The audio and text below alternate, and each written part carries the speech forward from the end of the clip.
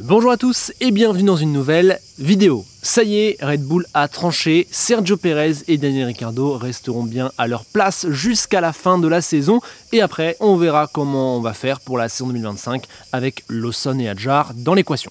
Dans cette vidéo, je vais rapidement revenir là-dessus car finalement il n'y a pas grand chose à en dire et ensuite je vais développer un avis qui me trotte dans la tête depuis un petit moment, qui est le titre de cette vidéo et qui me paraît aujourd'hui encore plus vrai, encore plus important. Pérez doit s'en aller. Mais avant ça donc, que penser du statu quo décidé par Red Bull suite au Grand Prix de Belgique? Eh bien pour moi ce choix n'a pas vraiment de sens sportivement, mais il est absolument inévitable. Il n'est que la conséquence des années d'utilisation d'un système qui a marché, mais qui a de nombreux points noirs et qui atteint là ses limites, le fameux tout pour Max. Sergio Pérez, d'un point de vue purement sportif, il est à la rue depuis Miami. Il a multiplié les crashs, il n'est plus monté sur un podium et il a pris 3,5 points en moyenne sur les 8 dernières courses, soit à peine une 8e place, alors qu'il a une Red Bull et qu'il n'a pas connu d'incident mécanique indépendant de sa volonté. Quelles qu'en soient les causes, ou peu importe à qui on attribue la majeure partie des responsabilités dans cette situation, eh bien c'est un échec, c'est une catastrophe absolue, et on ne peut même pas dire que ça va mieux récemment puisqu'il s'est crashé en Hongrie et que le week-end de Spa prouve tout le contraire. 6 dixièmes de retard en qualif, finalement rien n'a changé, et surtout un Grand Prix accablant où il partait deuxième et où tout le monde l'a avalé petit à petit, qui est la preuve qu'il ne pourra jamais, même en partant deuxième, même avec Max qui part loin, faire mieux que 8e. Il sera toujours la dernière roue des top teams. C'est désormais évident, mais alors pourquoi est-ce qu'on décide de le garder? Alors déjà, au-delà des considérations financières, de la vente de canettes du Mexique, etc., que je ne maîtrise pas vraiment et dont j'ai du mal à maîtriser, à mesurer l'importance dans ce genre de négociation, eh bien je pense que la principale raison de ce maintien, c'est qu'en fait un swap avec Ricciardo aurait été absolument inutile puisque ça n'aurait rien changé. Le problème, c'est le rôle et l'environnement de ce deuxième pilote, pas le deuxième pilote en personne. Je pense même qu'échanger Ricciardo pour Pérez, ça aurait été pire pour Red Bull, puisque changer aurait laissé penser que la situation pouvait s'améliorer, or elle ne peut pas s'améliorer sur le reste de la saison, et sûrement que c'est pire de mettre Ricciardo dans cette situation. Sa cote d'amour et son côté médiatique, sa popularité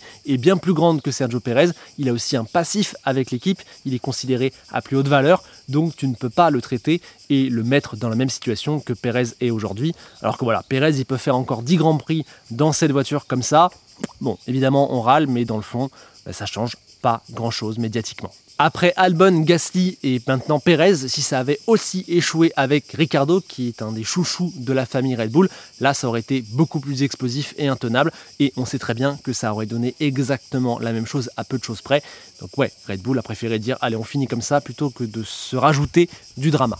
En plus, on peut carrément dire que Ricciardo n'a pas été assez convaincant. Sa saison est plutôt bien, c'est pas mal à l'image de ce qu'il a fait là à Spa-Francorchamps, mais on peut dire que c'est pas assez, notamment dans la comparaison avec Yuki Tsunoda où il est dominé sur la majeure partie de l'année, même si récemment c'est beaucoup plus équilibré. On peut aussi dire que les coups d'éclat sont trop rares et en tout cas par rapport à la mission qui lui avait été confiée il y a un an quand on lui a redonné un siège en Formule 1, voilà, il n'a pas fait ce qu'on lui avait demandé, il n'a pas été assez brillant. Et puis il était la seule option puisque Lawson n'est pas encore prêt clairement pour monter directement comme ça à la mi-saison, un an après avoir conduit directement chez Red Bull. Et puis concernant Yuki Tsunoda, on se répète, l'état-major de Red Bull ne le considère pas. Donc c'était Ricciardo ou personne. Donc à l'arrivée, pour moi, cette décision est symbolique d'une écurie Red Bull qui est désormais complètement coincée avec son système de pilote et avec son système tout court. Ils sont obligés d'aller jusqu'au bout, quitte à ce que ça leur coûte extrêmement cher. Voilà, le championnat se joue désormais avec 7 pilotes et non pas 8. Red Bull n'a qu'une seule voiture et McLaren a l'occasion historique, près de 15 ans, 18 ans après, d'aller à nouveau chercher le titre constructeur. Voilà ma grande conclusion pour moi du maintien de Sergio Pérez à son poste. Et l'autre grande conclusion, c'est que maintenant Red Bull ne peut plus ignorer ce problème qu'elle a au niveau de son système et de ses pilotes, et je pense que pour 2025, elle va être obligée de faire des grands changements. Déjà parce qu'on l'a dit, elle a 5 pilotes pour 3 sièges, Ricciardo, Pérez, Tsunoda, Lawson et Hadjar pour seulement 3 volants. Donc ça c'est compliqué, et donc évidemment qu'elle va devoir mettre autre chose en place, sinon elle va vraiment se mettre en grande difficulté. Eh bien, après avoir vu ça, il n'y avait pas forcément grand chose à en dire puisque c'est un statu quo et qu'on a déjà évoqué maintes et maintes fois le cas Pérez, notamment dans la vidéo que je vous invite à revoir lorsqu'il a été prolongé après Monaco, me semble-t-il, ou juste avant. Et en tout cas, maintenant, j'ai envie de développer un petit plaidoyer, voilà, depuis plusieurs courses, peut-être je pense depuis le Canada. Je crois à ça, j'ai cette idée dans la tête et je vais tenter de la développer. Pour moi, Sergio Pérez doit quitter Red Bull de lui-même. En fait, ça fait 3 ans que le schéma est absolument identique. Après un bon début où il est à distance respectable de Max et prend de très bons résultats, eh bien au bout de 5-6 courses, ça commence à chuter, la performance le quitte petit à petit et en plus il s'enferme dans une spirale de négatif où il y a beaucoup de crash à la mi-saison et où Red Bull ne l'aide pas, lui met même beaucoup de pression notamment dans les médias et à l'arrivée il est menacé quasiment à chaque course et il finit par rester, mais c'est pas glorieux du tout à la fin. Et d'ailleurs, contrat ou pas contrat, peu importe, pour lui, chaque course peut être une potentielle fin d'aventure et on décide de son avenir comme ça, sur un coin de table en fin de saison. C'est franchement pas hyper agréable. Et on le voit, on le sait désormais, cette situation ne pourra plus évoluer pour Pérez chez Red Bull. S'il continue chez eux en 2025, il vivra exactement à peu de choses près la même saison. En fait, ce sera comme ça jusqu'à ce qu'il quitte l'équipe. Et cette situation, je le pense foncièrement, elle n'apporte plus rien de bien au Mexicain. À la base, quand il a signé chez Red Bull, c'était une aubaine pour lui. Déjà, ça l'empêchait de partir à la retraite, puis ça lui donnait l'occasion de conduire enfin dans sa carrière une top voiture, la meilleure voiture de sa carrière, avec laquelle il a pris 5 de ses 6 victoires, ses 3 pole positions et 29 de ses 39 podiums. Vraiment un choix, une décision magnifique, une bénédiction. Sauf que cette idylle du début n'existe plus après 3-4 ans. Checo ne sera jamais champion du monde chez Red Bull, ça maintenant on en est clair. Et maintenant surtout, il ne fait même plus de podium, il ne fait même plus de top 5. Aujourd'hui, être chez Red Bull ne lui apporte plus aucun bénéfice, seulement des gros moments de galère, voire de honte. Donc la question à sa place, c'est pourquoi rester là ? La seule issue pour lui, tôt ou tard, c'est l'éviction et sûrement accompagnée d'une fin de carrière.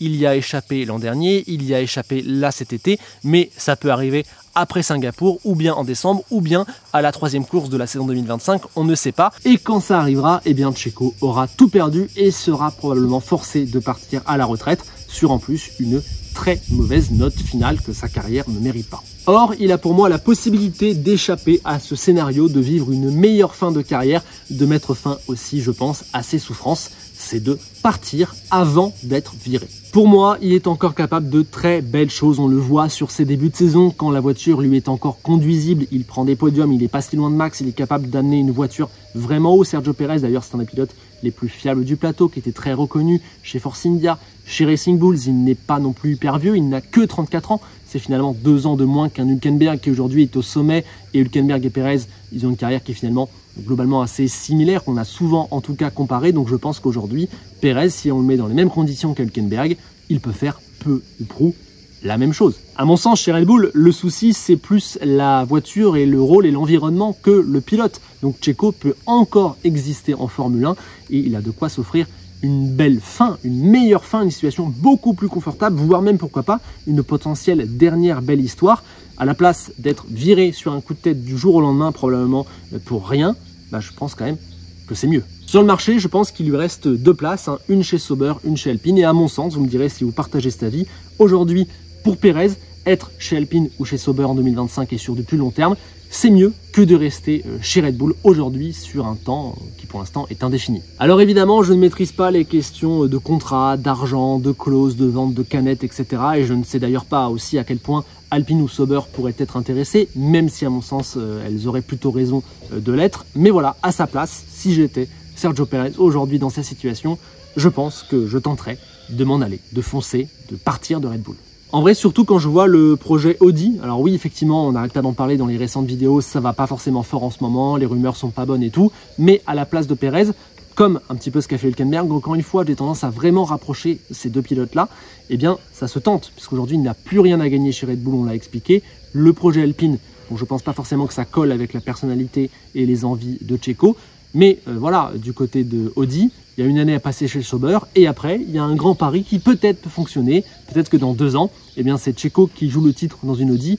quand Verstappen chez Red Bull ne peut rien faire puisque la voiture n'est pas au niveau. Évidemment, on s'avance, mais vous voyez que je pense que ce scénario serait largement plus possible que de voir une fin heureuse de Checo chez Red Bull. Donc à mon avis, à sa place, faut partir. Voilà, en tout cas, c'était mon avis sur cette situation. Rien de nouveau sous le soleil chez Red Bull et ils sont vraiment coincés. Et du côté de Pérez, je crois que voilà, s'il ne se sort pas de là, il va malheureusement aller dans le mur. C'était mon avis, un petit plaidoyer. Je pense ça, je l'ai développé. J'attends désormais vos avis en commentaire. Est-ce que vous êtes d'accord? Est-ce que vous pensez les choses différemment? Est-ce qu'il y a des angles que j'ai oubliés qui pourraient m'aider à revoir ou à enrichir mon avis?